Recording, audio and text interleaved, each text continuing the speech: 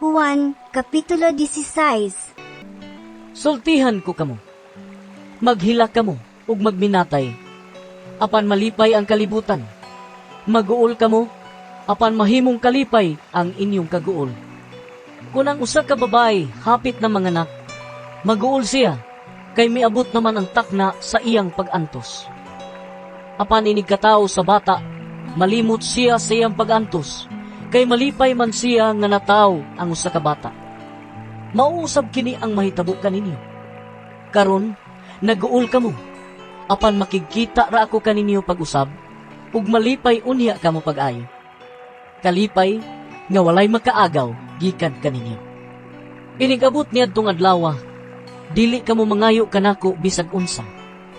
Sultihan ko kamo, ang amahan muhatag kaninyo bisag unsa inyong pangayoon kaniya, pinaagi sa akong ngalan.